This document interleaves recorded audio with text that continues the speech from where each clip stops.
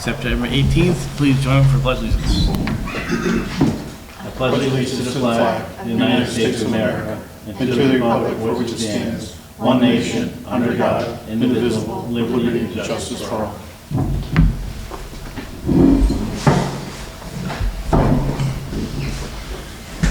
Thank you. Chris, anything for us? 2 minutes. A couple items. I received notification from Senator Oliveira's office. The Granby recall bylaw has been submitted along with our 2 representatives. Good. So that is moving forward.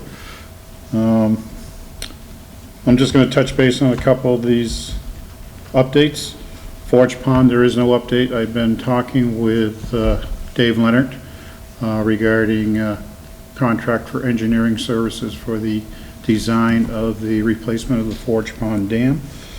I've heard from Carl Nielsen, the report is almost ready. He expected to get it to me either today or tomorrow, so it didn't come in today, so I'm hoping it'll be here tomorrow, so we can move forward with that. We haven't heard any change in the date for the repair of the Dufresne Playground.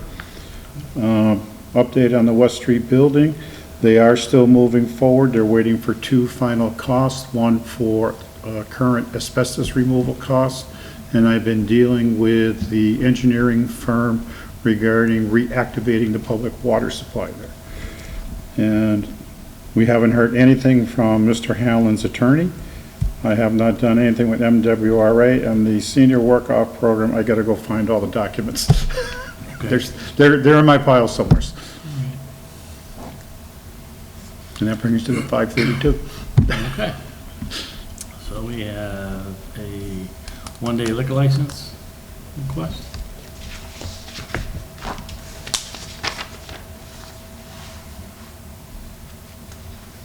No, that wouldn't be that. That's the one from last meeting, Crystal. It would be in new business or appointments. There you go. Appointments.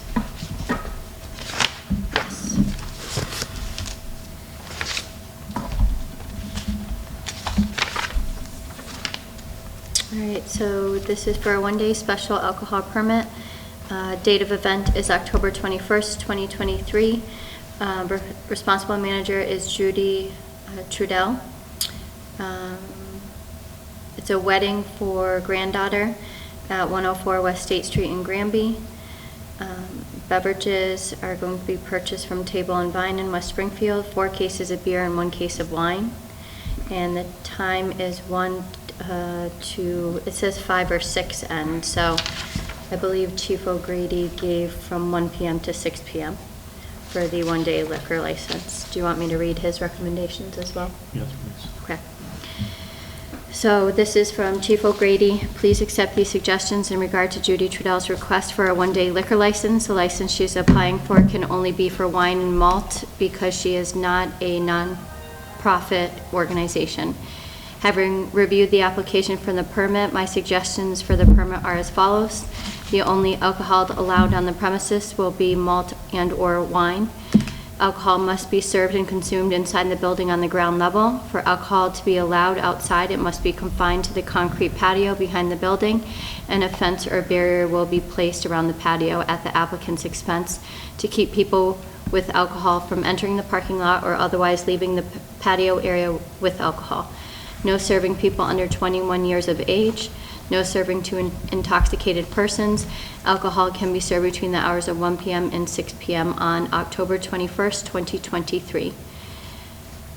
I believe these suggestions are reasonable and will allow Ms. Trudell to entertain her guests in a safe and legal manner.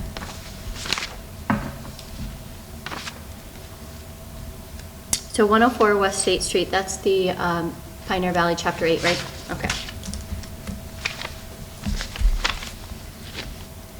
Everything's here, the insurance policy, the quarry, and Chief O'Grady's recommendation, so I don't have a problem with that. How much alcohol was he looking to purchase? 4 cases The beer and of beer and 1 case of wine. So 4 cases of beer, a case of wine. Yeah, and number of participants are 100. Okay.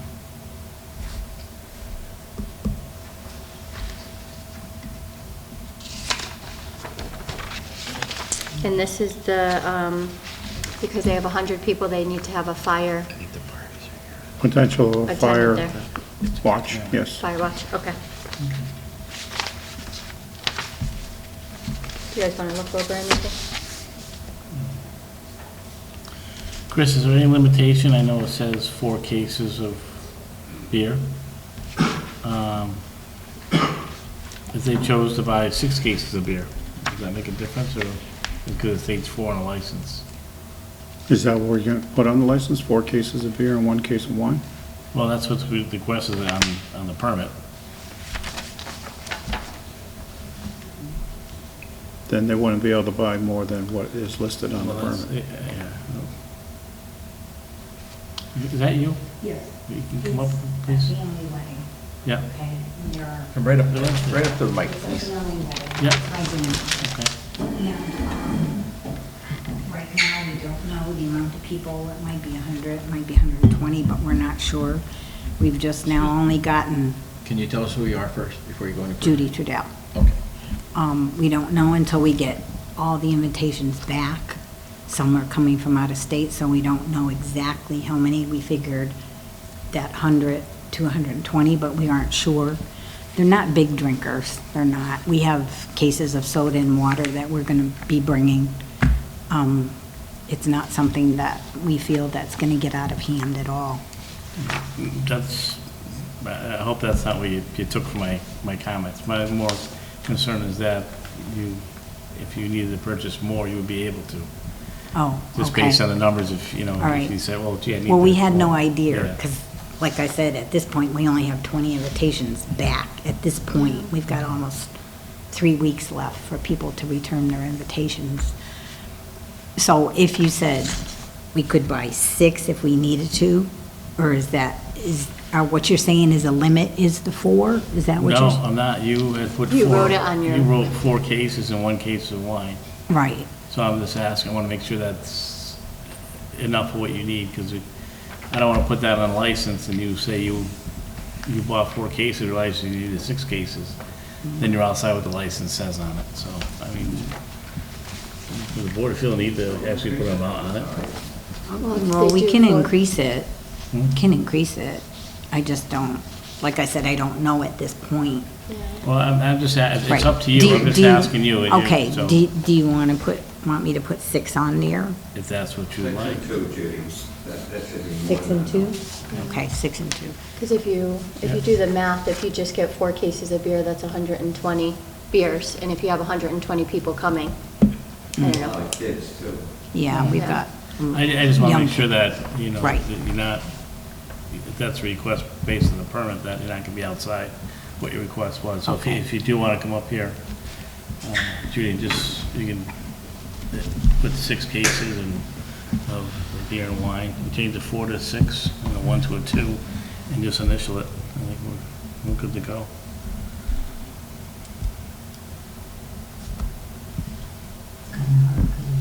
No, that's fine. Right. No, I could perfectly understand, that's why I just want to make sure that we're not limiting you that part, okay? So I'll make a motion to approve the 1-day liquor license as read with the restrictions from Chief O'Grady for 6 cases of beer and 2 wine, 2 cases of wine. Is there a second? I'll second Oh, that motion. Kathy has I just something to want to add. make sure that you did the same as you did last one with the Chief O'Neill about the, Fire watch? Yeah. I did speak to him because I called about it, and he said that we didn't have to pay for it until that day. Okay. So I did speak to So him. you did follow up with them already? Yeah. Okay. So pending, so do the pending like we did the last one, so pending fire watch, once we have a final count of how many people are going to be in the building. Okay. And last time you asked that Chris notify us within Yes. 72 hours yes. Yeah. if they don't get the paperwork in. So that was my motion. And I will second that motion. I knew where you were going with it. She updated her motion, okay. Any further discussion this time? No. All right. All in favor? Aye. Anybody opposed? Yeah, got that.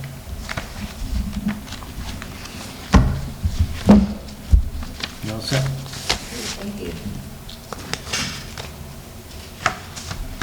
So Chris, you guys will type this up and then they come and pick it up before their event? So you know? Yeah, they pick it up the day before so if it's on Saturday, we can get it Thursday. We can't technically pick up the alcohol until they can transport it unless they have to. Okay. I just want to make sure that they know what they're doing. So we can come and pick it up before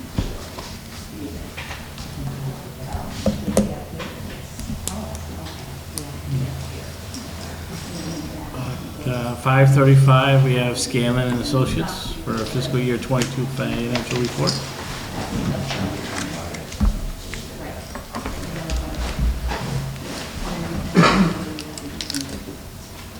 To put my other glasses on.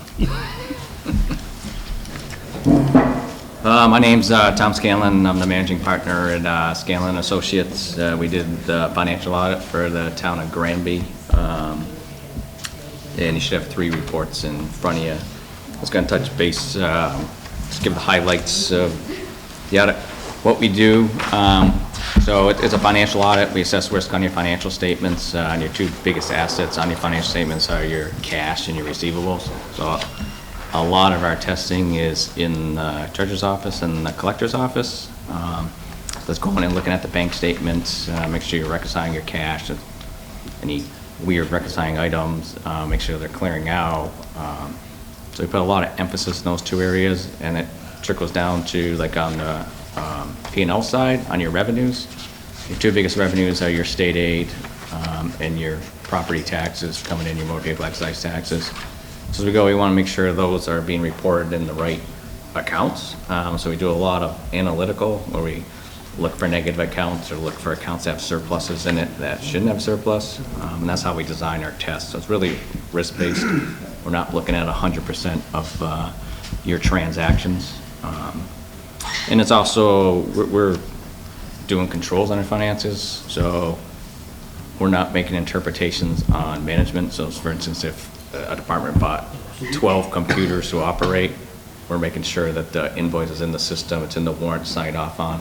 We're not making judgments on that department needed 12 computers. It's more of a management. I know there's some confusion out there between a management audit and a financial audit. And that's more management side is, hey, do we need the expenses to operate the way we are? So that's, we don't do that, we do the financial end of it. And I'd say just some general comments about the audit. It went very well. We gave no adjustments to the general ledger, which is always good. Your reserve and your reserve policies, I think, are excellent. As we look at your financial statements on page 18,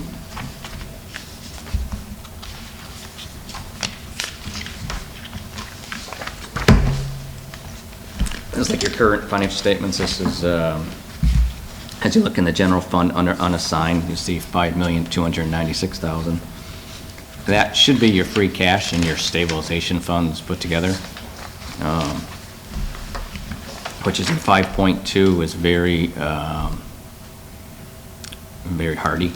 A good, as a benchmark, what bond rating agencies look at is if that is 10% of your budget, so your budget is approximately 22 million. That number is 24%. So when you benchmark you at 10% is good, well, you're up around 24. So what you are doing with your reserves and how you're establishing them, your policies are very sound. I would tell you not to change what you're doing, and it's reflective on your financial statements when you look. And that number, you want to get back to that 5.2. Your free cash was certified at $1,797,000. And then you have stabilizations. You have 3 of them. 3, right? Is it 3 stabilizations? Yeah, 3. And there's 2.5 million. And With DOR has a very conservative policy in your free cash, so if any kind of deficits from like cash flow, they will reduce the amount they're certifying, so they don't over-certify, so they're very conservative. And you had approximately 250,000 of deficits at June 30th, which majority was Chapter 90 and timing. You're spending the money before June 30th, you're getting in after the fiscal year. And then also the state doesn't give you credit for the amount of overlay you have, which your overlay is about 542, and that will get you back to the 5.2. And again, how you're using your free cash, you're using it very well. You're using it for one-time events. You're not using it to put back into your budget for operating. So free cash is non-reoccurring. It's how you generate it. Now it's coming back to you, and I feel like you're using it in a very conservative, well manner. I don't know if you have any questions on any of like the financial end of it. Like I said, you have 3 stabilization funds, but the way we look at them, the way the bond rating agencies look at them, is it's considered one, because it's all internal restrictions you have on it. So as you look at it, they're 2.5 million, which is very sound. And just another area of point is on page 16. Governments are very unique. They actually have 3 sets of financial statements, so you see 2 balance sheets. We just looked at one. That's more of the current basis, which you're making your decision off of it. And this is called GASB 34 entity-wide financial statements. They take into account all your assets and all your liabilities. You'll see fixed assets on here, which are being depreciated. Depreciation's not in your budget. You're not budgeting for depreciation. Here's more financial statements for accountants, about the only ones that get use out of these. But some things just to jump out at you is, if you see your total unrestricted net position under governmental activities, you'll see it's a negative 27 million. Negatives are usually bad. But the big driver of that is the OPEB liability. If you look under non-current, you see 29.9 million.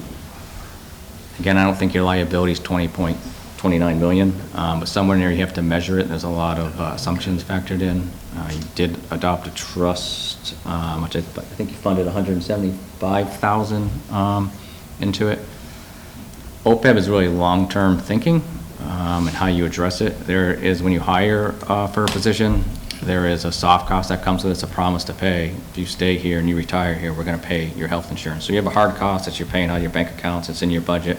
There's also another cost, this promise that you made. One way to look at it is one position could cause multiple health insurance costs. You could have one active position, like town administrator, and if you have 5 retirees in that same position, you have actually 6 health insurance costs associated with that one position.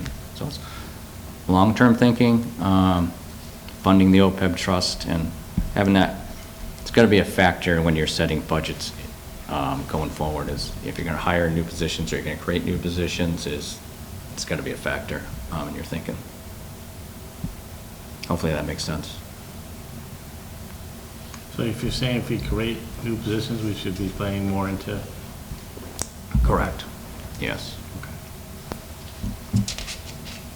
And I know, I think the funding source you're taking, is it free cash you're putting into OPEB?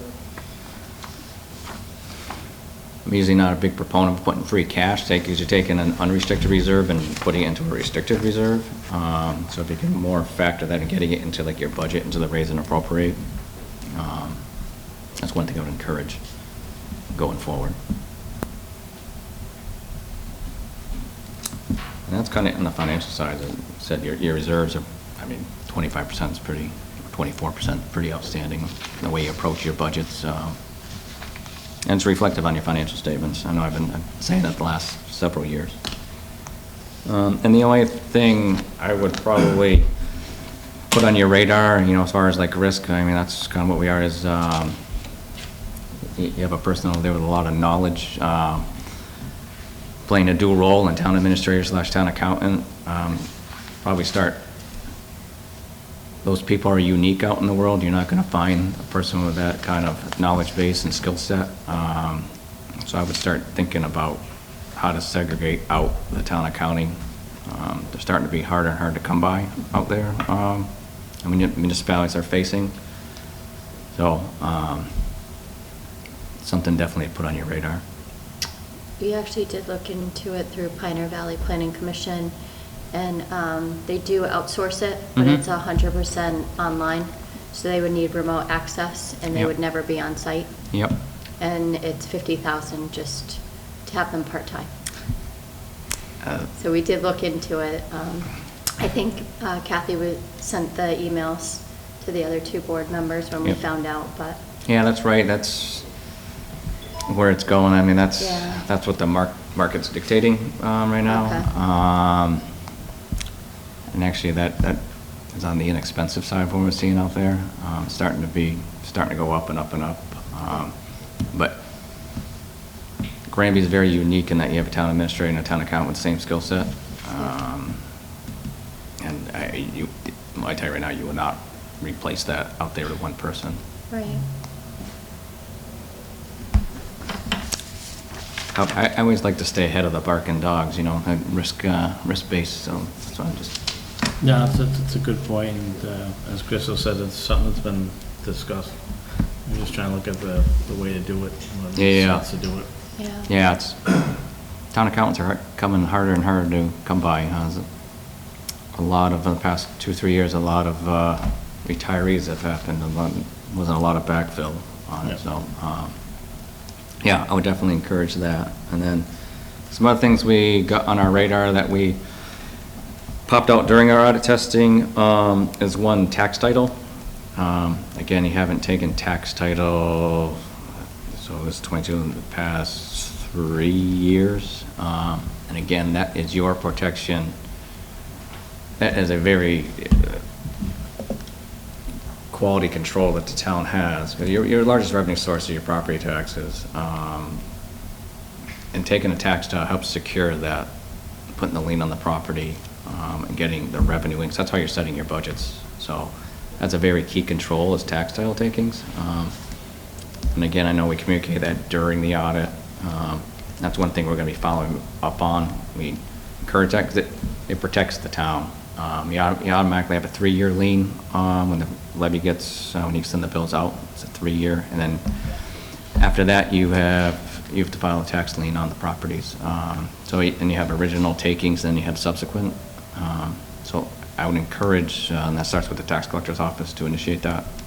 So as a select board, I would follow up on that in that area. That'd be one of my questions, to make sure you're doing that. Because that's giving you protection. Because let's say 2020 real estate bills, if you haven't filed the lien, the automatic lien is expired. If that property changed hands, you lost your right to lien on that property and lost that revenue. Okay, I was just gonna ask you that. So if the tax title is not done by the tax collector, they can sell the property and we don't see those taxes? Correct. Okay. And there's a couple other controls, a municipal lien certificate that has to be filed. But again, you wanna. And should that be done every year? Uh, Not every 3 years, every year, right? The tax titles? Yeah. They should be done every year. Okay. So say like, so you have this thing, it's called original taking, the original taking, then after that, every year you do a subsequent lien on that. Okay. So you like someone's paying their tax bill, you put them in the tax title, you put them right up through, it's called 2020, then 21 real estate bills come out, so the end of June of 21, you do a subsequent lien, and then 22 subsequent lien, it could become a yearly process. That's for people that aren't paying their property Yeah. taxes? Yeah. Okay.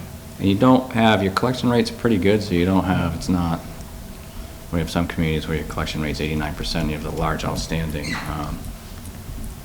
You had pretty good collections in the past, so, but, in this market, we've seen collection rates can get out of hand pretty quick. So again, just something that the select board to follow up on to make sure you are doing the lien process. Okay. And then, the area is the school. There's a lot of school grants out there right now. A lot of complex school grants out there between ESSER 1, 2, and 3, rural aid, all to do with COVID. There's a lot of money that got influxed into the system all around our state. And you had to change the personnel over at the school. We we've just been recommending, we'd like to see the reconciliations a little more effective. And I know when we were on site doing the field work, I know the audit manager that works for me is at a school and is working with the school business manager. And that's one area we're gonna come back and look at the 23. Again, like we saw when we were looking at analytically, we saw some school grants that had surpluses in it, where we didn't think there should be surpluses in it, but it could be timing. And again, there's a lot of complexities with these school grants. It's not as it was pre-COVID. And after COVID, like I said, there's 3 rounds of ESSER where money just got shot into the system. And you got mask requirement grants that are just coming out later. Got rural aid. So there's a lot more complexities with the school grants. But I do have confidence that they are going to get more effective, their controls. So, I'm sorry, for the school grants, you looked into them, or you're still looking into them because of the complexity? We're of it? still looking, so Okay. like ESSER's 1, 2, and 3, you Yeah. have, they're actually called multi-year grants. So you actually have 3 years to spend them. So the first round of ESSER 1 should be spent by June 30th, 2023. Okay. And again, we saw a surplus in that grant at the end of 22, which we think it shouldn't have been there. But could just be some expenses that need to be moved around. So we're gonna follow up on 2023, and then by the time we do the 23 audit, we'll be deeper into 24, and we'll be able to look at subsequent transactions to see those clear out. So, I know at one of the budget meetings, they had said that with the ESSER money, they were gonna help with funding the budget. and those are the So- areas, so there's a lot of complexities with that. So Yeah. if you're using, like ESSER 123, one-time monies, right? And say it's $1 million, and using $1 million to fund operations, which is your budget, which is great, but you created a hole for next year by $1 million. And that's where some of the concern is, like, on our end. Yeah. Not just in Granby, but all over the state, is how are you using the ESSER monies? And then there's a couple other grants, rural aid, that were given, like, at the beginning of the year, and saying you have to spend this within the 9 months. And it was given to you, how'd you use that into the thing? So it's a lot of, again, there's a lot of complexities with, I'll call them. And again, you had change in personnel over there, so it's a lot of, everyone does things a little bit different, they get in. So it's definitely, those are the 2, textile and school grants, so we're definitely going to look at the 23, so. I think that's it from my end, unless you have specific questions, and if you have specific concerns about something or areas. Are you concerned with the school, the grant money, that there's still money left in their accounts? So, Yeah. Take a Title I grant or SPED grant, they give you the money, the expenses should be posting against that grant for such general ledger maintaining. But a lot of the money is coming in after the fact, and you can move expenses around. So maybe the journal ledgers didn't get over to your ledger, and that's the areas we're looking at. Okay. So we're not talking huge dollars at the end of 22, but from our experience with other communities, they can get out of hand pretty quick with accumulating surpluses. We didn't find anything like significantly for fiscal year 22, but it's one of the areas we're looking at in 23. Don't think we'll find anything significant, but So there's nothing alarming in the fiscal year 22? no.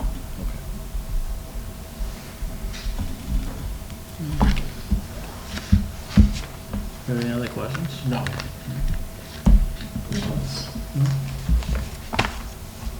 Anything else for us? No, just, and then for 23, if you got any areas of concern you want us to look at, I always encourage communication from the select board and from the finance committee if they're here, areas that might come to their attention that helps us in our risk assessment. Helps the audit go a little bit smoother, and then, yeah.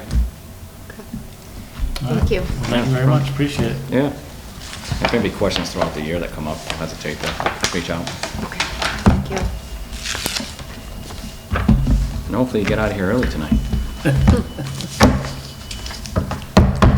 starting to think about that liquor license. I got 4 cases of beer in my fridge. No comment.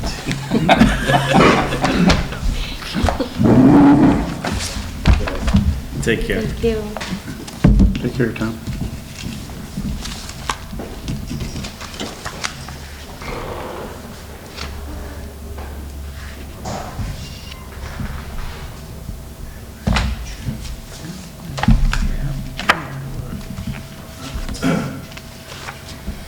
All right, next up for 5:55, we have James Tromke, Winehouse at Jameson Farm.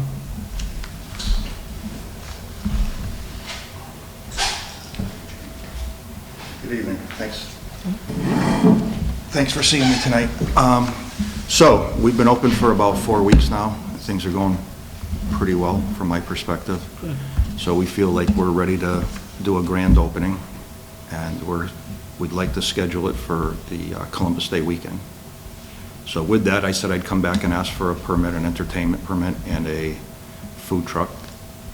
I've also talked to the police chief about having details there for the whole weekend. So after giving that some thought, I've learned that an entertainment permit means even if you have somebody out there playing an acoustical guitar, something along those lines, that you need a permit for it. So I guess I'm here not only to ask for that weekend, but for a blanket permit to have entertainment on a regular basis. When I say regular basis, I mean like once a month after the grand opening, something like that. Nothing crazy, not a lot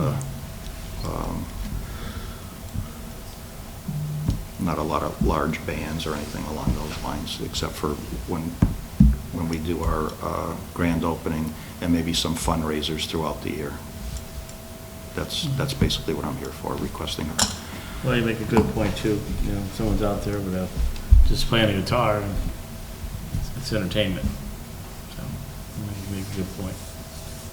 So versus having to come out here once, before you every month or however often we end up wanting to do it, I'm just asking for a blanket entertainment permit. Yeah, I don't know. Are you trying to do it monthly?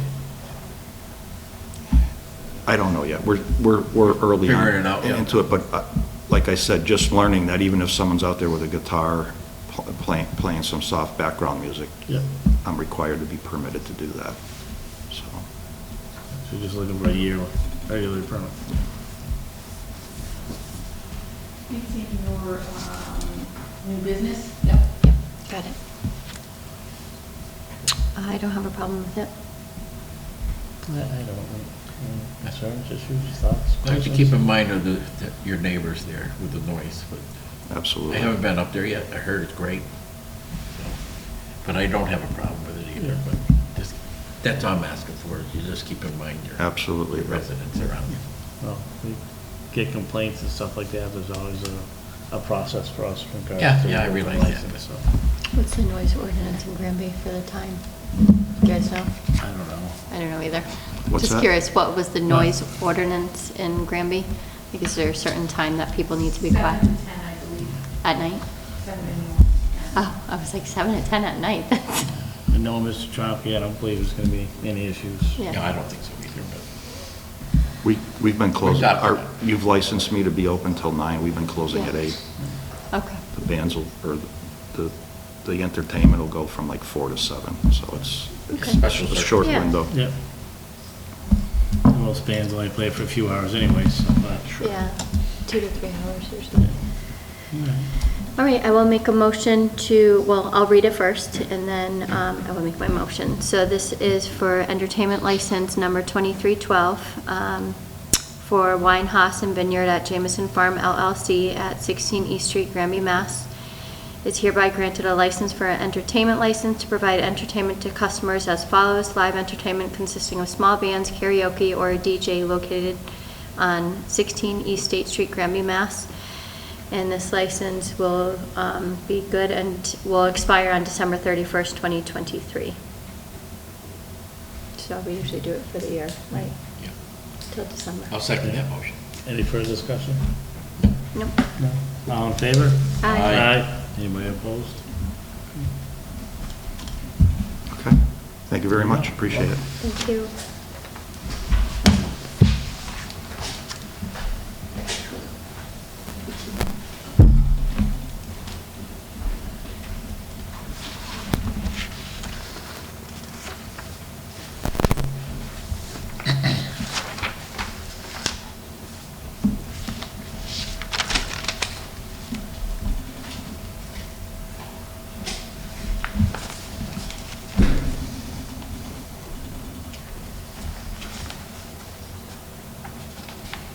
You have any other things to bring up, Chris?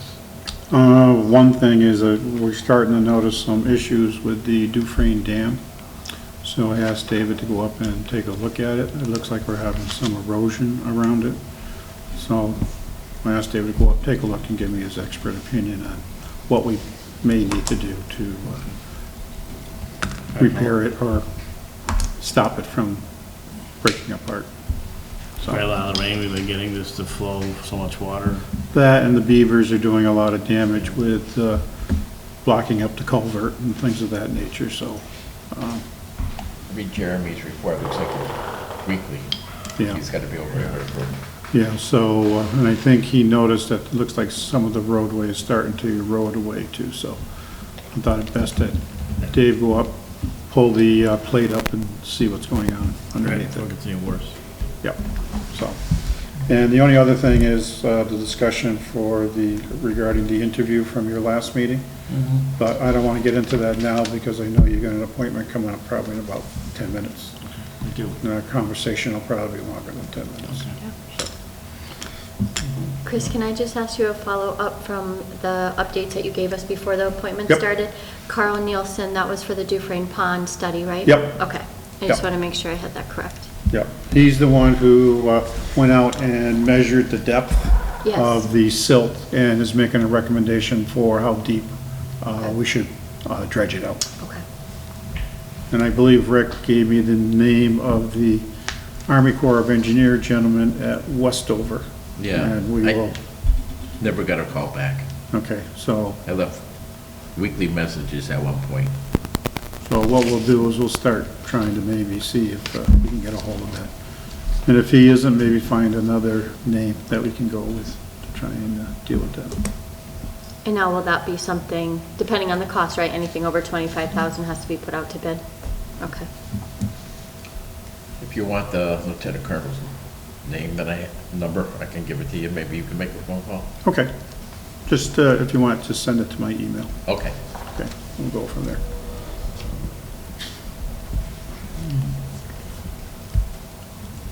You want to go over departmental reports, please? Sure. All right, so I will make a motion to approve the departmental reports. Is there a second?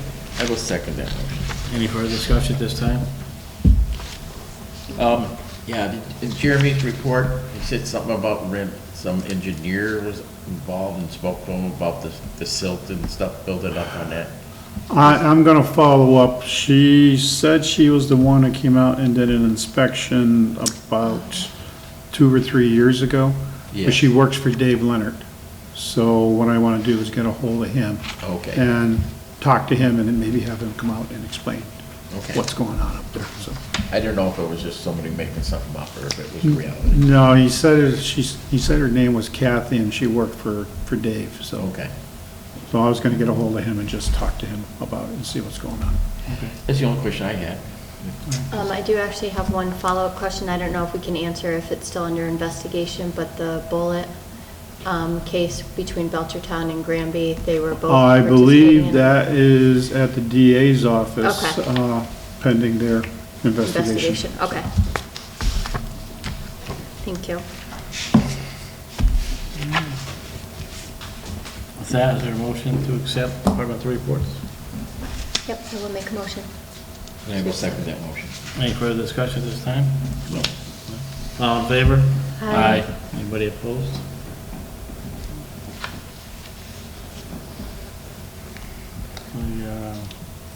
move on to approved minutes.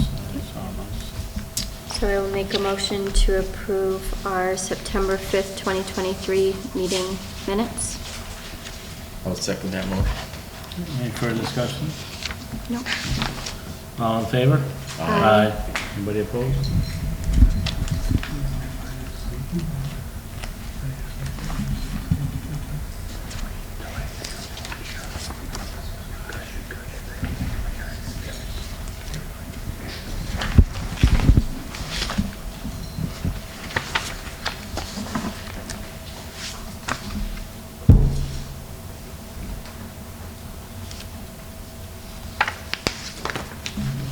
And we'll also make a motion to approve our July 11th, 2022 meeting minutes.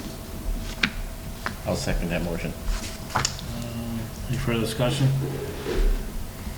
Just gonna make a change to on the bottom of it. It says Granby Selectboard meeting minutes of 7/11/2023. Oh, good We're gonna send catch. that to Number 2. 22. Oh, So, just instead of,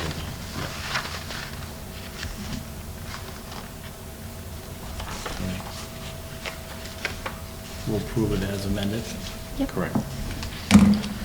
All in favor? Aye. Aye. Anybody opposed?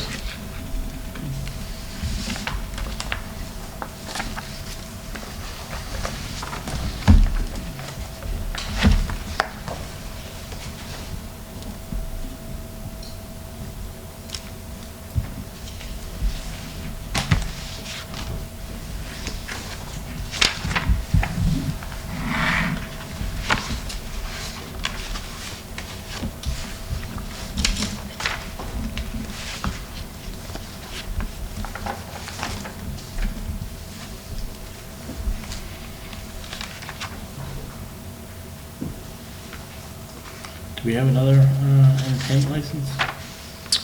We do for the one that we already approved for Jessica Morehouse. Oh, okay. I think we just have to sign it. Do you guys want me to read it again? Because we approved it last meeting, right? That's the liquor license, yes. Yeah. Okay. And everything has been received, that's why we're putting in front of you for your signature. Okay, so I don't have to read it again? No. Okay. Do we have the entertainment license that's on the agenda? Was that the one? That was for the wine house. Okay.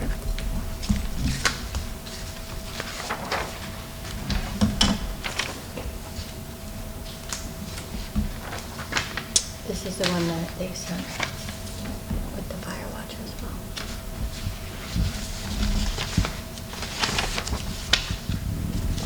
I don't know if you want to take a look at it. That was the And fire watch that's one. what- okay. Yeah. So,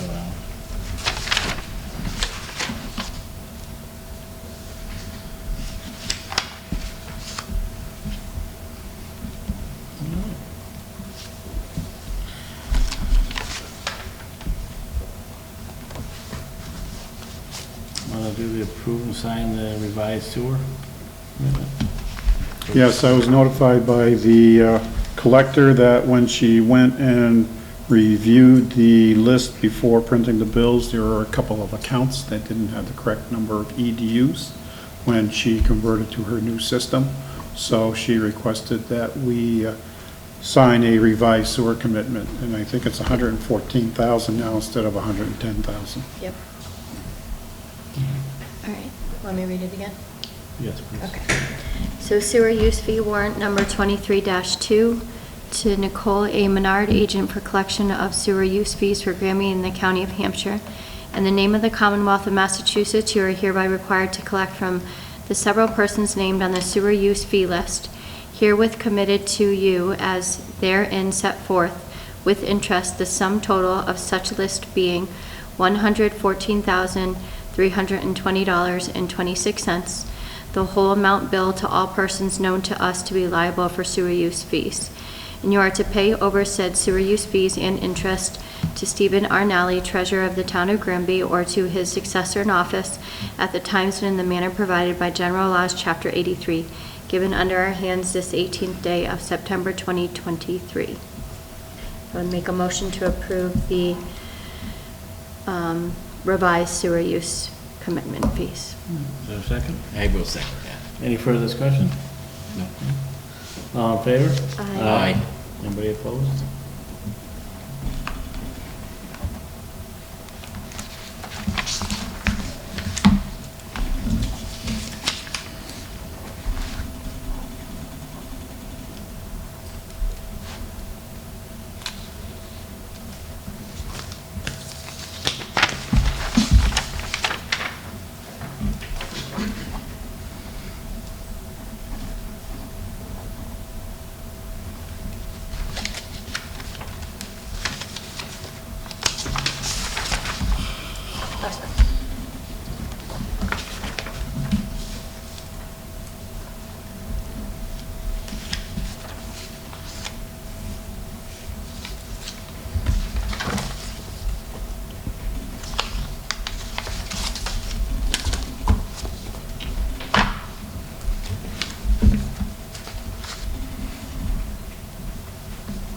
All right, well, that brings us to our 6:15 appointment. Gentlemen, like to come up here, please.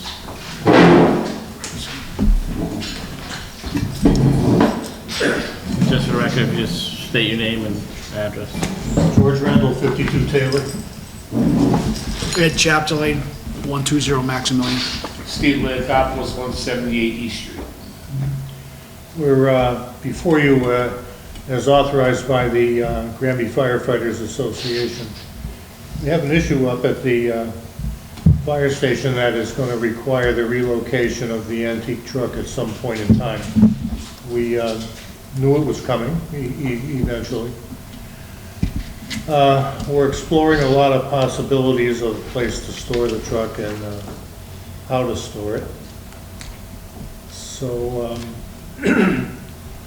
I'm going to turn it over to Mr. Chaplain. And, I'm sure most of you have seen the 38 before. If you haven't, this is a picture of it. Yeah.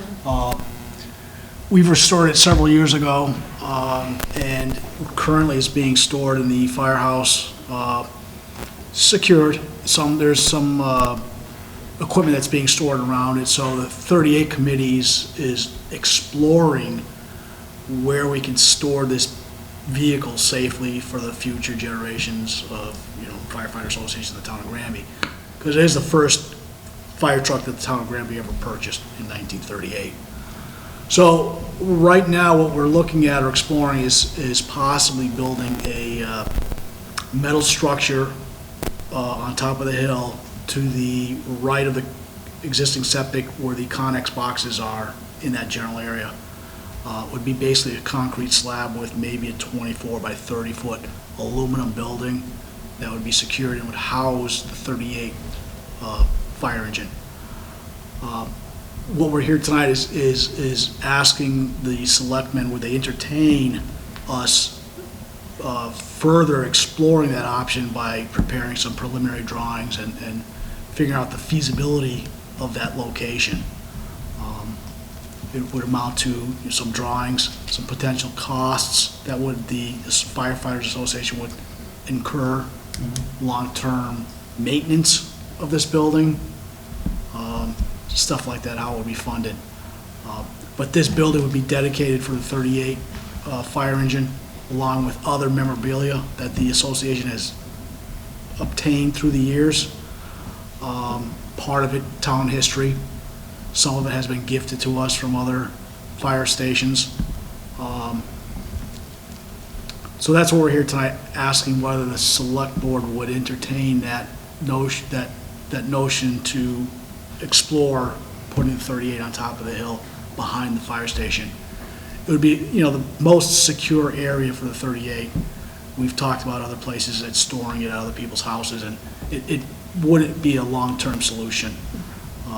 The project we would think would be about 1.5 to 2 years to complete, between gathering the monies for funding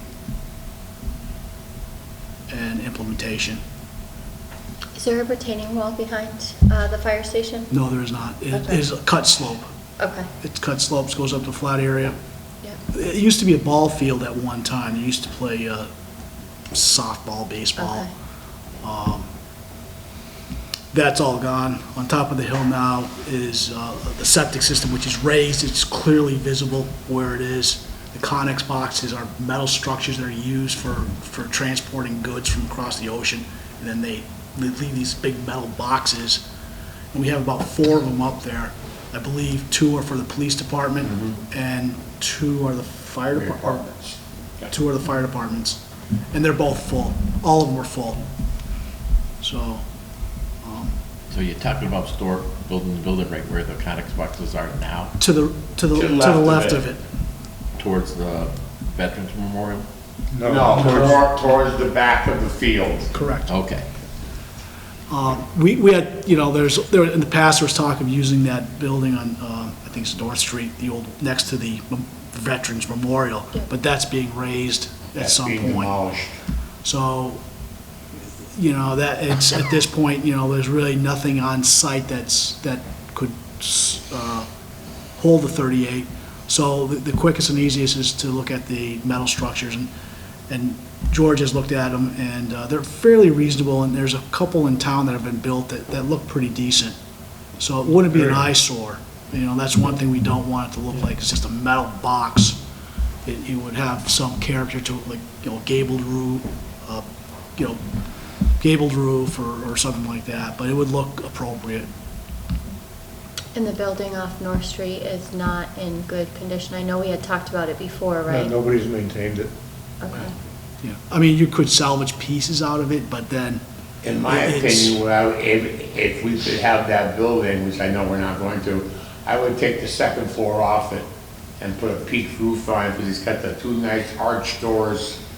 You can put the truck in one and the hose cart in the other one, but you can't move that building. That building is a huge cement wall in the back of it. the building would have to be sectionalized and Yeah. taken apart, and then It's you would not scrap worth whatever it. wood you could get out of it, but that's gonna take time and money. But that's if you want to move it, right?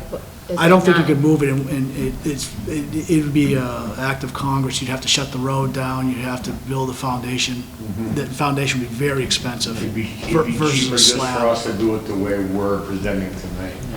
Just the move to the building comes with a, That would Good probably be price tag. Yeah. $15,000 just to move it, Yeah. and then you'd have to disrupt the power. That would be about the price of a building we're looking into.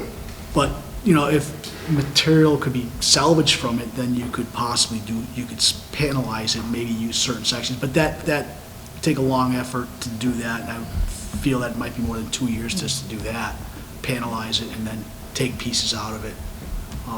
You know, some of the walls are 2x6 on the outside. You might get one wall out of it, so, but it'd be a piecemeal.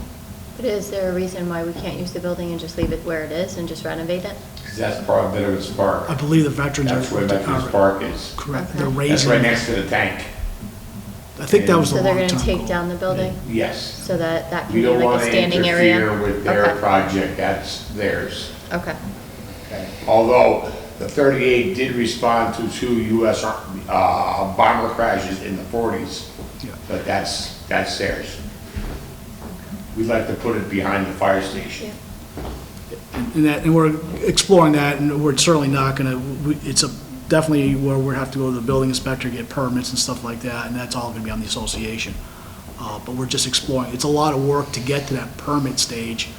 We wanna take it a step at a time. If we don't have a good response from the select board, or if you wanna look at it further, then, you know, that would be, you know, your call. And so we're certainly willing to put the effort into the study of it and then present it again. Because we understand that they need the spot for any future vehicles that come to the fire station. That's fine. We just want to make sure the truck goes somewhere where it's going to be protected. It's not going to be neglected, it's not going to deteriorate, it's not going to rot. That's the history of us. It sat in the old firehouse behind the old town hall. It was tucked in a corner, and by the time we pulled it out to bring it over across the street, the mice were in it. We had to get rid of that. Wires were chewed on it, so it had to be restored. Storage. And, so we restored it, and a lot of companies had stepped up to help us restoring it. I think Pleasant Street did the paint. it's in beautiful condition. Yeah. It really is. And we do use it. I think at Dinosaur Days, Steve Yeah. took it out, and it was part of the the fire department had I take it the, out in the summertime, Yeah. on the weekends, they just cruise around town for an hour, and people love it. it's Yeah, a, for Memorial Day there. Right. I go down to gas up the Cumberland Farms, the cell phones come out of the woodwork.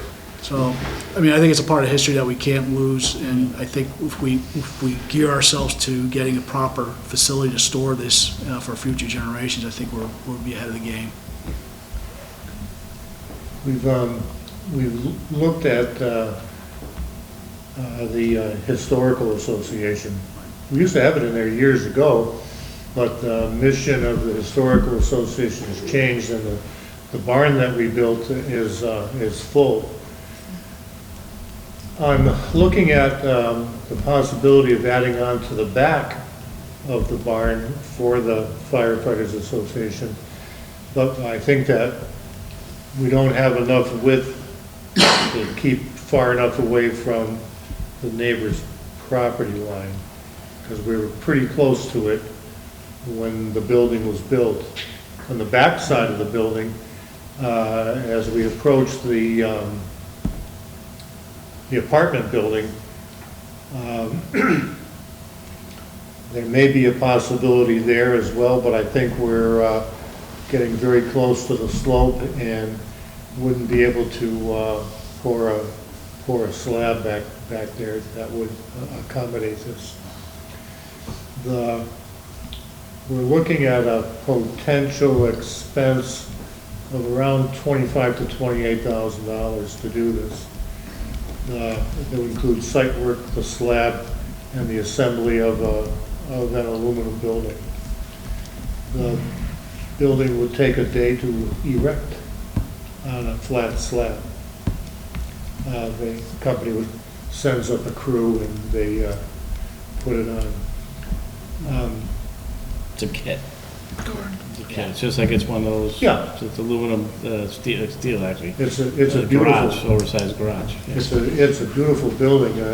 If you drive down Truby Street, almost to East Street, on the left-hand side before you start down the hill, there's a new garage that's constructed there. I stopped in and introduced myself to the lady that owns it and had a tour of the building. And it's really a nice building. I'd like to have it for myself. But Now, would you be looking at electricity for the building and? Yes. Well, not at this point, just eventually you were gonna Yes, pull 'cause something, but The truck needs to be kept on a trickle charger. If you don't take it on a trickle charger, you need to keep one terminal off the battery, or else if you leave both of them on there, it's gonna suck the battery dry. well, temporarily we can take the battery out for the winter and bring it down. Yeah, well, yeah, But eventually we would. But it needs to be kept charged, so if you need the truck at a moment's notice, you can go get it, and there's no.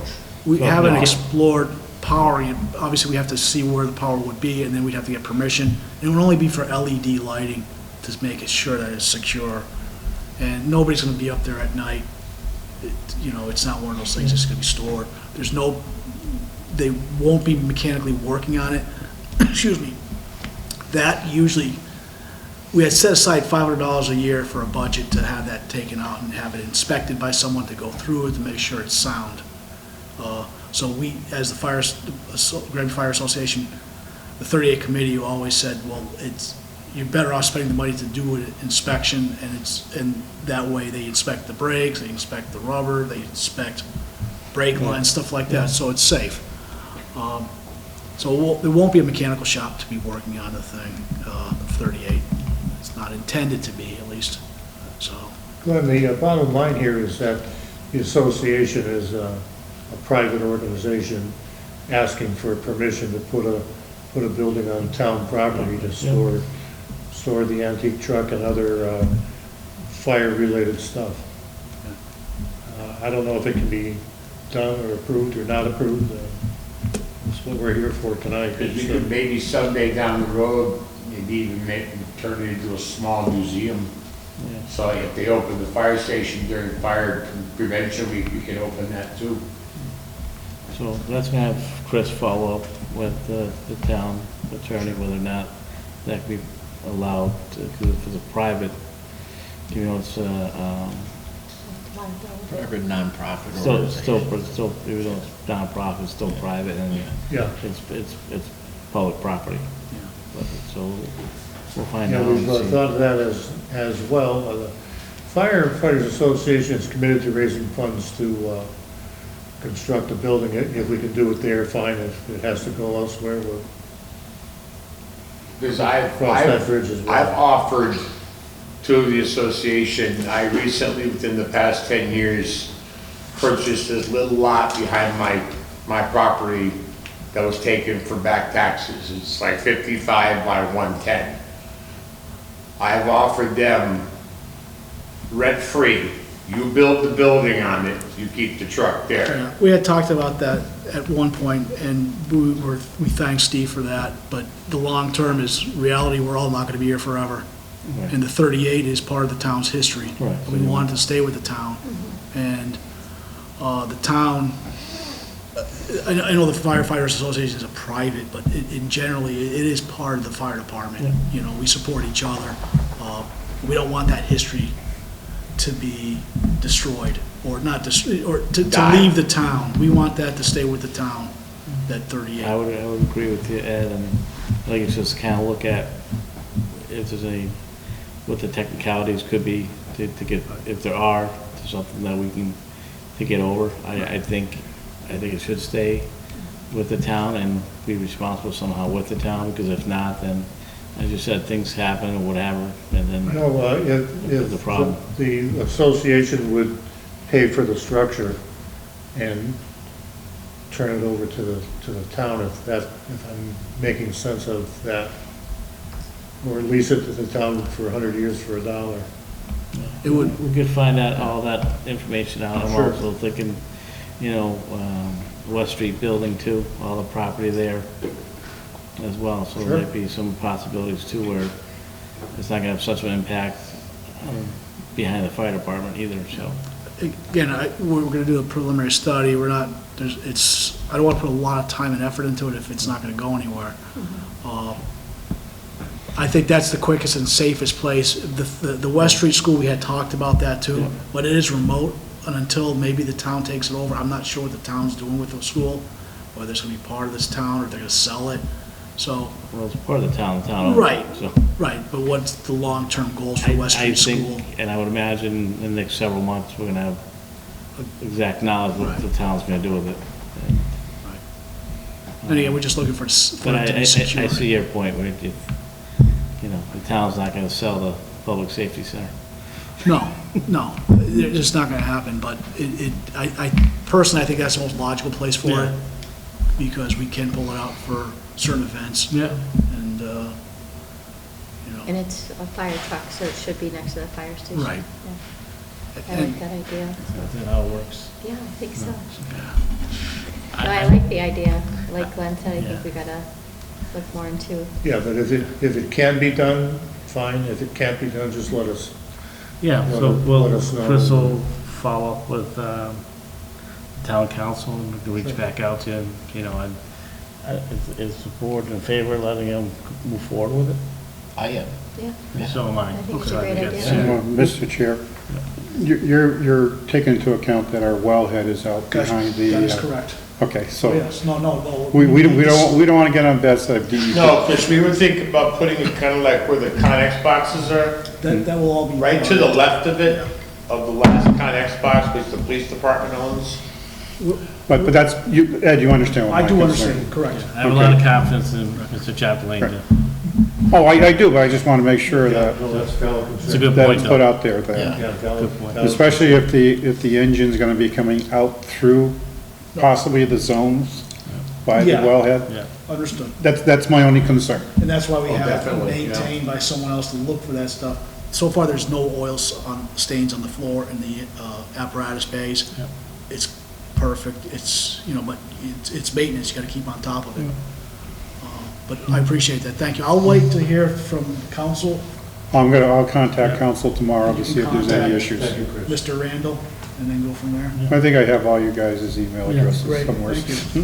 Now we move forward, sure. Thank you Do you- to the entire board for your time here. Do you want a quick update on the 9/11 committee? You're all set to No, Mr. Randall? I think Mr. Randall updated unless there's anything No, further since no, then. we're moving ahead, concrete walks and go in so we have ADA compliance, thank you. And we're hoping to have a dedication in May, and you will be receiving an invitation for Yeah, that. May 4th, because that's May 4th, International Firefighters Day. I got a question about the beam. Are you gonna leave it that rusty? Yes. Yes, once it sets up, that rust sets up, it's not gonna go anywhere. It's not like it's up against salts, so it's. Like, it'll- most, if we're gonna paint it. No, we aren't planning on painting it. I think we wanted that patina of the rust to take effect. And it looks good. It'll keep browning, and it'll slow down, it'll stop to a certain point. And, Well, I guess browning or the rust color is aesthetics. It's a matter of opinion on it. yeah, I'm sure some people are not gonna like it, some will, but. Well, some people might think that's a beam from the towers. And it's actually not. initially, we were investigating finding a piece of salvage Beams. beam from Holyoke Mills or something, and George was able to get that from someone in Belchertown. Yeah. Valley Welding has He been donated told me. that, remember. extremely responsive to this project. so, Oh, it's a great project. yeah, thank you. What's being stored in the fire department where there's stuff around? We have hose carts, or some rack The gears. hose cart is up in one of the kayak boxes. No, that's the hose reel thing, that's for the old Mount Holyoke. The hose cart is, Oh, the the spare storage. hose on it? Yeah, the spare Yeah, hoses, yeah. which is a rack. Hose rack. Probably about from there to there and that tall. It's got all different size hoses stored, so when you come back, you change out the hoses that are dirty, put them off of that rack, and you switch, and, there's miscellaneous stuff around it. We have trays that are for the hoses, Yes, the point I'm getting to, could that be stored in the building that you're talking about? And Yes. the fire truck be kept inside the, Well, you have to talk to the fire chief on that. The equipment that's around it that's is his fire stuff. department stuff. That's not association stuff, that's No. fire, that's what But we're that- using to, I understand that, but they That- kind of said that- it's kind of that working could end together up- as one. That could I end mean, up there as well. Yeah, I mean, it'd be nice to have the fire truck inside the firehouse, and then when people come to see it, Yeah. it's there around around, you can see what the old 38 looked like versus a brand new one, you know, it's kind of a and that's, showpiece. and again, it could be a 2-year process before this Yeah. is done, but, we know eventually we may want to get other equipment, so it is limited space in there, and Yeah. understandable, it's such one bay, so if that one bay can be occupied by another ambulance, so be it, or Yeah. another piece of equipment, apparatus, then so be it. But it's being taken care Down the road, of, people yeah. are careful around it, Yeah, but it should, we don't want to get blindsided and have something move it. Yeah. So we just want to be proactive and get ahead of the game so we're, ready to move. whatever you think makes more sense and works the best, and Yeah. I'm okay with that. Yeah. Yeah, we just want to keep Appreciate- it protected, that's We all. Yeah, appreciate absolutely. your at least granting us that, I'll wait for A lot of hard work went Chris into to find restoring out. that truck. Absolutely, yeah. You know, we could thank the 14 original members who bought that truck. Thank you. Thank you. Thank you all Have a very, good very night, much. take care.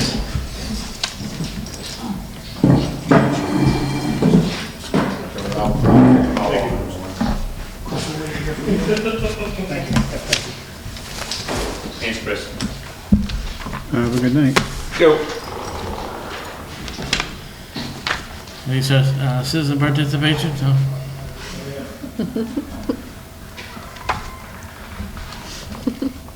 Did you skip firm appointments?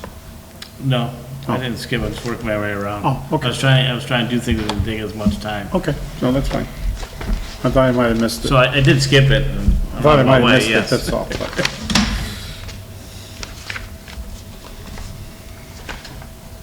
Why don't we move on to firm appointments for the Charter Day Committee, and then we'll finish up with minutes warrants. All right, so we have a list of 4 members who would like to be appointed to the Charter Day Committee. We Nice. have Martin La Liberty from 267 Bachelor Street, Brian Carillon from 107 Maximilian Drive, Sue DeSormier from 118 South Street, and Glenn Sexton from What? 53 Amherst Street. No, We see that. not allowed. Your name's on it. That is. So I actually know all of these people, and I think it's a great thing. A couple of them did come to me when I was running Charter Days, or the chair of Charter Days, and they wanted to get involved, but they couldn't at that time, so I'm great that it's worked out and they can help out, so. They're I will- all very excited about it. Yes. They are. They're awesome. So I will make a motion to approve all of them for the Charter Day Committee, Even the last one? even the last one. Okay, I will second that. Need members, need members. All right. Any further discussion? Nope. All in favor? Aye. Anybody opposed? Awesome. So do you want me to email you all my documents? I Or give think- you my binders? No, I 'Cause I'm a think- binder person. No. I think you should go to Martin. Okay. I'm glad to take him.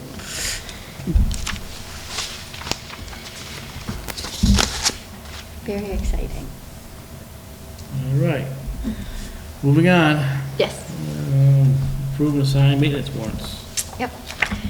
I will make a motion to approve a bills payable warrant, number 16, fiscal year 2024, dated 9/8/2023, in the amount of $533,658.59. Is there a second? Any further discussion?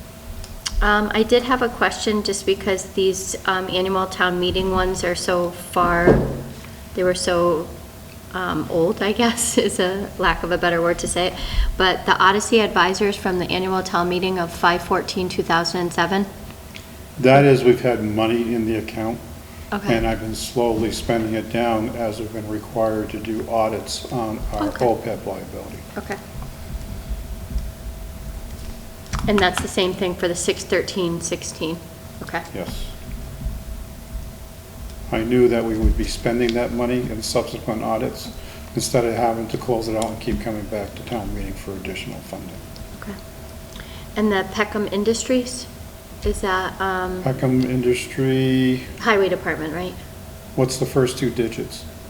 420, so it's highway. No, No. two before that. That I don't know, I just wrote down Highway Department, 3 numbers. Peckham could possibly be the Chapter 90 work that he did, paving Taylor Street, Barton Street, and I think it was Morgan. Easton? Easton, sorry. Okay. Was it like about 200 and some odd thousand? Yeah. Yep. Yep. Yep, that's the Chapter 90 work he did on those 3 streets. And then the Pioneer Valley one is just our general amount that we pay them to be part of Pioneer Valley Planning Commission? No. The Okay. Pioneer Valley Planning Commission, I believe, was a bill for the planning board Okay. for services of the planning department Okay. at PVPC. Like Glenn says, give me a dollar amount, I could probably give it to you quicker. Okay.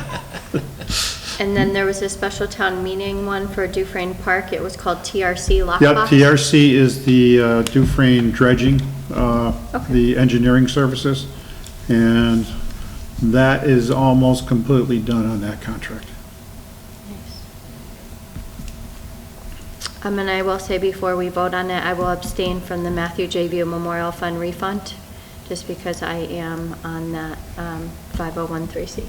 So I'll abstain from that part of this warrant. Okay. Yeah. Is there a second to the motion? I seconded it already, but I'll do it again. We did if you it. need it. All right. Well, we did, because we're in the discussion part. Yeah. All right. All in favor? Aye. Anybody opposed?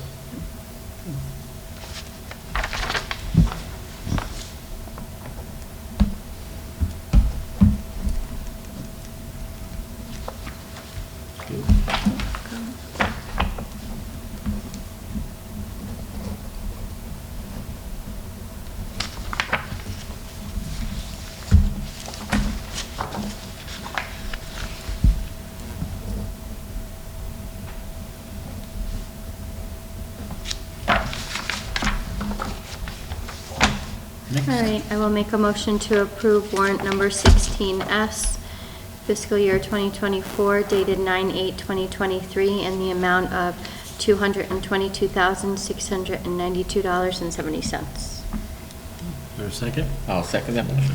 Any further discussion? No. All in favor? Aye. Aye. Anybody opposed? Abstain? I will abstain because it's the school one, and I honestly can't remember if I'm supposed to abstain or not, so I'm just No. going to abstain. No, you're not supposed to, For the schools? for the schools. Okay, because I believe they told me to abstain from all schools, and you said as long as I don't have a financial interest in it, I can. As long as you're not listed getting money from it, Okay, you should be able to do it okay, because, so then I will, because we're just paying the bills for the operation of the school. right, okay, And you don't have, if you're on, say, the school committee, yeah, in addition to being on the selectmen, then maybe I would have a concern, but Okay. outside of that, I wouldn't. You don't have a financial interest in it. right, That's what ethics comes into. okay. So, I vote yes then. Or your family, at that matter. Yes.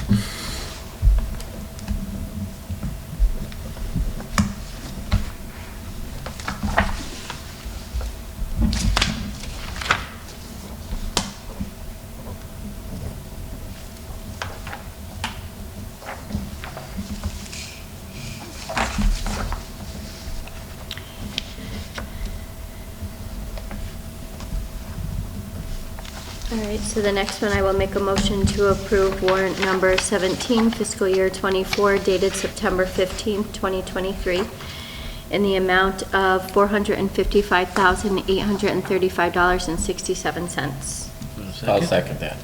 Any further discussion? I will abstain from selectmen salaries and teacher salaries. All in favor? Aye. Aye. Anybody opposed?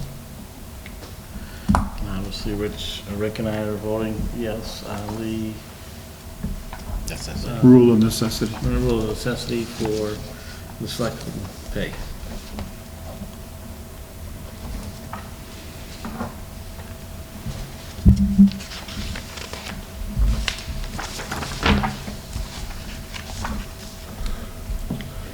And last one is a motion to approve warrant number 18, fiscal year 24, dated September 15th, 2023, in the amount of $85,546.17, and this is a maintenance warrant.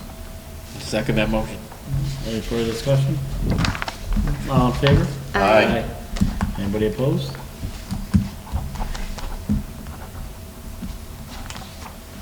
Thank you.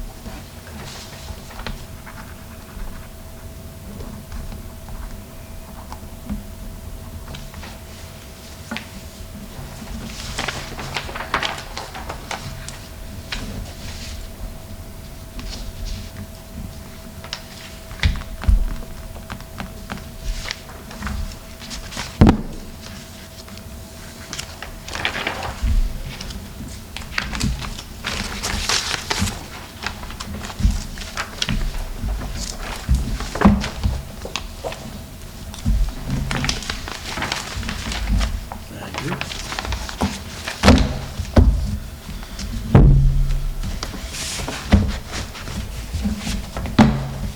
I think this has been around since I started on the select board. That long ago? It's holding up pretty good. Could use some tape on the back though, get a chance.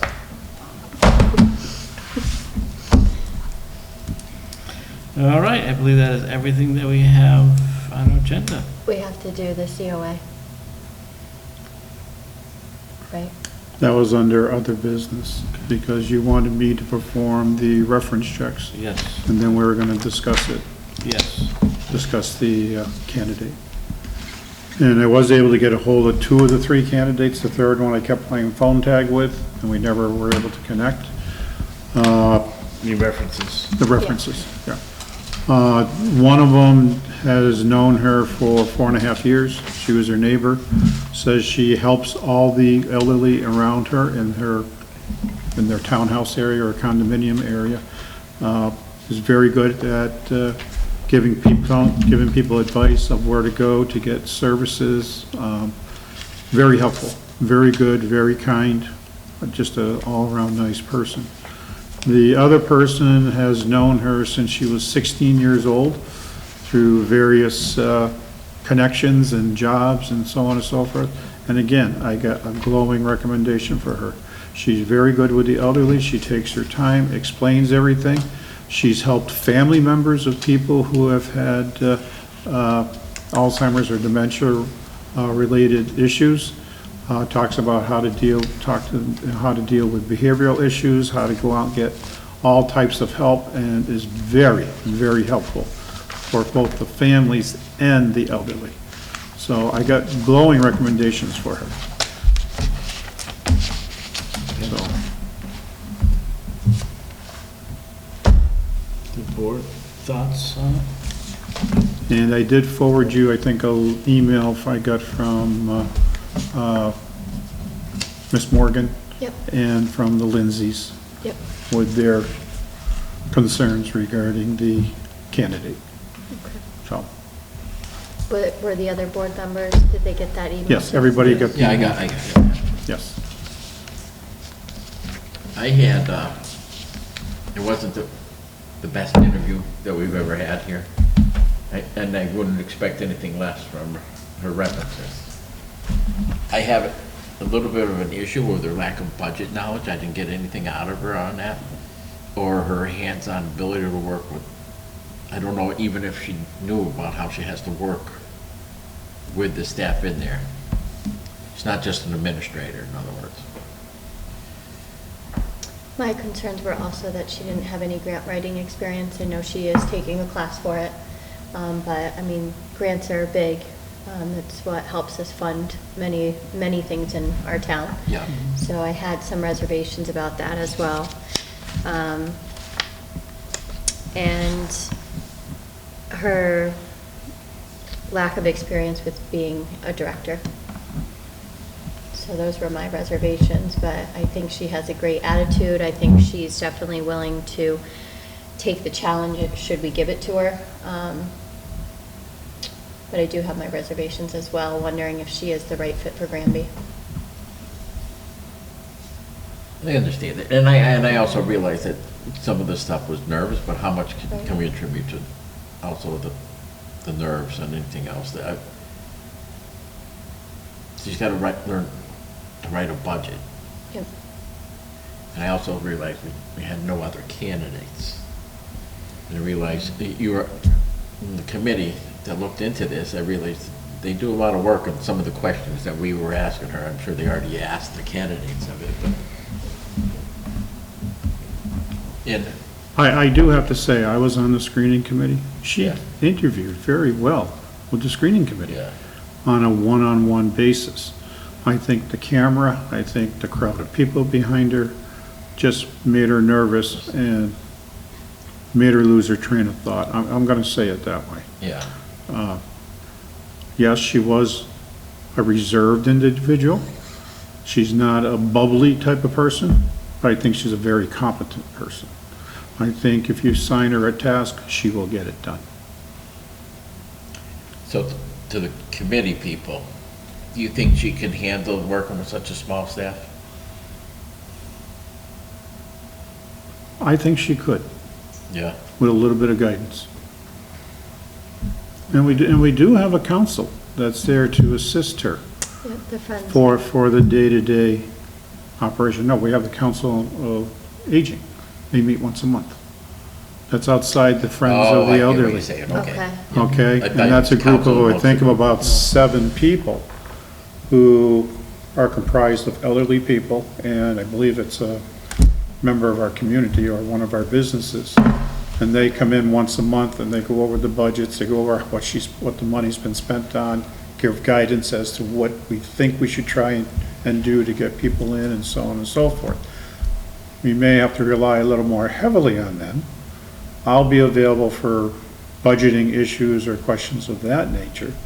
I think she already knows a couple of the directors in the area. I think she mentioned the Belchertown I think the South Hadley one. COA director. She knows the South Hadley, or she knew the South Hadley one. Because I think that one's changed since she's been involved with them. She created a community building, didn't she? In the Jewish community section down there. Yes. Where she created it from scratch. So I think she has administrative capabilities. That doesn't come out well on her resume. But if you start to talk to her and you can draw it out a little bit, you can see that she has the knowledge. She just isn't good at presenting it out there in a public setting. And she did let us know that when she asked next steps, that she was very nervous about coming in front of us. And we Yes. tried to explain to her that it was just a conversation that she was having with the board. But I don't think she anticipated the group that Right. came out. So she was a little nervous, but. And we definitely, it's not a normal setting for someone to sit in an interview. Right. So I get that and understanding when someone gets nervous and things like that, and you may lose your train of thought or not remember to bring things up, and just based on what you said, and, you know, you were part of the screening process too, so it sounds like she interviewed very well in that. I mean, I guess so, she made it in front of the board. Well, being on a few of those committees myself in the last couple of years, I realized how hard it is, and I think as us as a board members, we got to rely on the committee to give us the best possible candidates out of the pool that they were given. I'm going to be honest, it was unfortunate, but the second candidate pulled at the last minute. Yeah. We had two candidates to come in front of the board. And for whatever reason, that person pulled. So how long have we had that position Posted. posted for? Has it been about 6 months or so? I want to say we started back in April, May. Was our Sounds first, about was right. our first posting. July, Yeah. August. We got, I think, 4 applications, but none of them were really qualified. And then we advertised a second time on the Mass COA website and on the MMA, and I think we got 3 additional applications. We did have one from the first group, but she ended up getting a job somewhere else. Before we could recommend Move her. her on through, okay. Yeah. You know, so I'm just saying, it's just been, we just didn't want to interview just one person. We were able to interview 2. We were looking at 3, but then, like Kathy said, 1 pulled out because she got a job because it was so long since she had put her application in. And the second one was the last minute decision to Yes. withdraw, right? But Yes. She okay, first said yes, she was all scheduled to come in, and then I think it was that Thursday, she called up and for whatever reason, just decided to pull her name.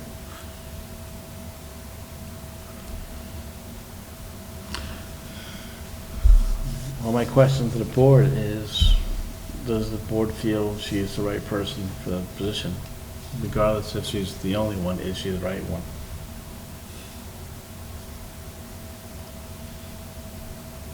My gut says no, but I'm willing to give her a chance. I don't know if we can do it on a trial basis or how that works. Well, usually if we'd hire someone, it's usually probably like a 3-year contract. Okay. So, And there's no trial period? no. No. So we Okay.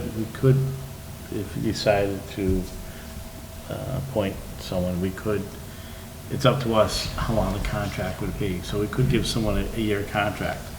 Okay. And with that said, at the end of the 1 year, or actually before the 1 year is up, the board's got to decide whether or not we'd want to renew the contract.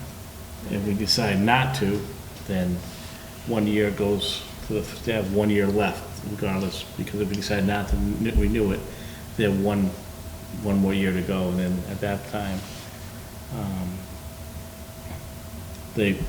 that person will be employed. So I'll agree with that, it's a good idea. Contributing to, I think a lot of it was the nerves having the audience behind her on that. You know, and it would give her a year to say, yeah. Well, It was nerves that did it's- improve herself, kind of. So if this would become a 2-year position, unless he chooses differently. Because a 1-year contract will turn into, if we decide not to renew it, would turn into 2 years. Right, because you got to give a year notice. Because you usually have to give a 6 months notice Yeah. before the end of the contract that you're not gonna renew. Yeah, I get that. So basically, if we give her the 6 months and it's not working out, then we give her the notice then, so that it doesn't become a 2-year. We can. Still becomes a 2-year. No, we can, but then the problem's gonna be is, we go to advertise again, are we gonna run into the same thing where all of a sudden nobody applies? Right. I think that's the problem we had, is not many people were applying to Right. our position. Oh, and here's the other thing to mention that too, is that our current CO director is done in December, Yep, right, which is only 4 months away, 4 months away, and, figure. And she's really on borrowed time for us, because she's, been willing to stay. And I think she was actually talking about leaving like 6 months ago, Yep, and, so I guess where I would be too is that if we did bring someone aboard, that we ask our current COA director to stay on for a little while, so there's a transition and maybe some. she has offered to give as much time as possible for the So there's transition. a little training process there going to, which, whether it's this job or any position, I think it's very helpful if we can have the outgoing person, train a new ropes. person. Yeah.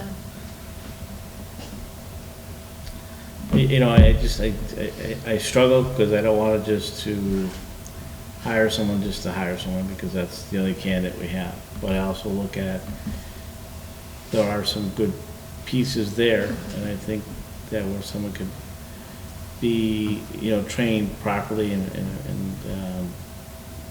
be that type of, person in that position that we may want. I mean, sounds like the references have been very good. Yeah. Based Some of the on- elders who were here Yeah. spoke highly of her. And what I don't want is to come, January next year and we don't have anybody in place for the seniors. Yeah. I was You know, concerned about the emails yeah. that came down the line. Well, I'm concerned about that, but also is how do we best serve all the seniors in Granby? And that's what I'm looking at, and, I'd rather have, to have someone there that can be trained. You also have Chris Martin here that's very capable of working with the person. I think back when we had our previous COA director, there wasn't a lot of experience. And some of that has to do with the training and stuff like that. And when we talk about budgets and stuff like that, I think to this day, Chris still sits down with all the departments, departments. Yeah, and goes over a budget with them and what they need to do and stuff like that, so. And I'm not, like I said, I'm not opposed to it. But I would recommend that if we do move forward with it, it'd be something, a 1-year contract, so we can make sure that if this isn't the right fit, and we're not tied to it for several years.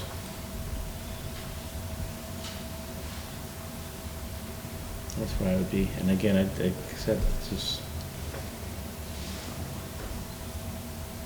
And then if, the other thing I was thinking too, if we do post it again and we see, and we still don't get candidates, what if we lose our one candidate that has come forward?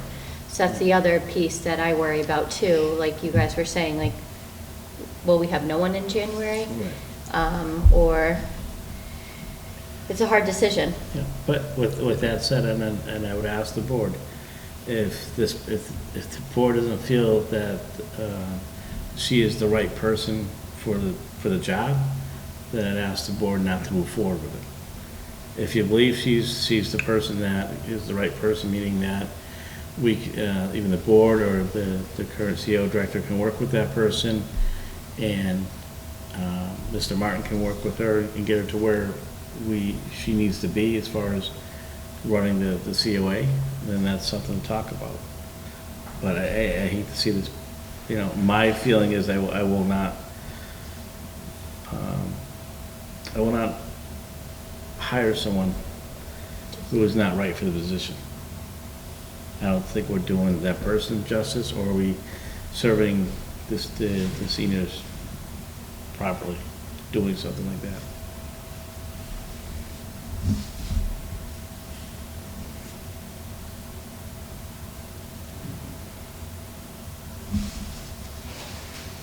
I'll have to admit, I'm on the fence right now on it. I see a lot of positives with her, but I also see what we saw that night. I saw a lot of negatives in it, but And if after listening to the two board members speak about her and how she had a very good interview with them too, I think I'm more than willing to give her a shot on the 1-year contract. And Rick, that's kind of where I am with you. Wasn't overly impressed, but it was an okay interview, put it that way. Yeah. But I look at, the screening process and listen to what Crystal and Miss Martin had to say, and that she had a really good interview. Yeah. And it does. Sometimes I think, if you're not used to, sitting in front of people talking when people are going to ask you questions and everybody's around and there's a camera on you, it's not easy. It can be difficult. Yes, it can.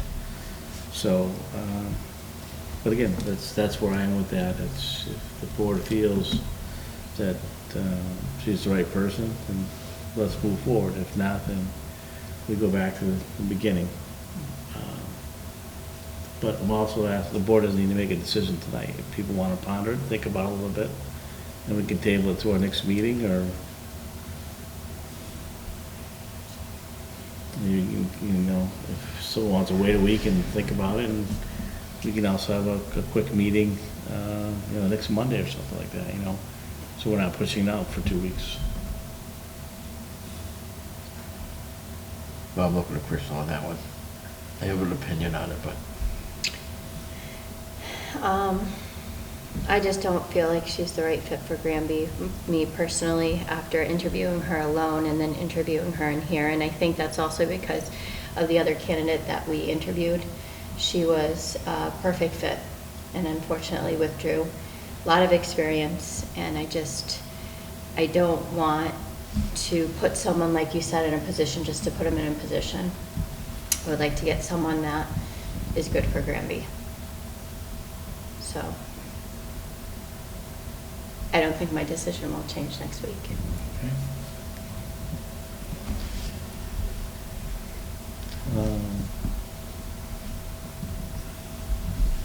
Would another interview, would you want to do another interview with her? Or you think your mindset? I've already done one interview with her. We can try another interview and see if maybe that will, now that she knows what to expect, maybe she'll be a little more comfortable. I think it would probably help not only us, but also the community who saw her and have concerns about her that got emailed to us. I think it might help them. And it gives her a second chance. I don't think that's a bad idea. That's a good idea. yeah. And she'll be more comfortable in the interview, and the stuff that you guys talked about Yeah. in the committee would come out more this way. Yeah. So, and kind of what I'm hearing, and Crystal kind of said that, and Rick being on the Yeah. fence as well as myself, so if we feel, we'll interview her again, and maybe if people have doubts, those doubts will be confirmed, or they'll be Yeah. answered in another direction. Yeah. It's a good idea. Okay, so we'll get to it. Yeah. And frankly, I don't think she wants to be strung along either on this. Right. No. You want to let's bring her back in. Okay. When? Do you want to schedule a meeting for next week? So like you said, we're not keeping her waiting? Yeah. So you want to do it next Monday, 5:30? Does that work? I'm just going to check my calendar. I think it does. Mondays I try to keep open for us. I think I'm open. Yep. I don't know why I'm looking. I know I'm open. Busy schedule. During the day it might happen, but nothing at nighttime, so. Yeah, I'm open. All right, Okay. so why don't we, Chris, if you can reach back out to her and see if next Monday at 5:30 works for her. Okay. Gives us plenty of time to post it, and if it doesn't, just let us know and we'll come up with another date through email. Okay. Now, I know there was some citizens here. Is this going to be an open forum again, or how do we want to handle I it? think we can't have it. No, at this time, we opened it up before because Yep. I think they were looking for some questions. I think it'll just be the board staff. And if they do have questions, they can email Chris or Kathy and let us know what That's the right. questions If are. that's what they want to do, they can do, and the board will consider whether or not to answer ask the questions or not. Okay. And I just want to remind people, it's the board. We represent the town, and the town is hiring for the position, so I want that to make sure that we're consistent. I know there was, they let the people ask the questions, and people gave some comments in regards to it, and so on and so forth, but just, it's not the norm, that's all. I wanted to, I wanted Yeah. to be respectful for the people that were here too, and her, so. Yeah.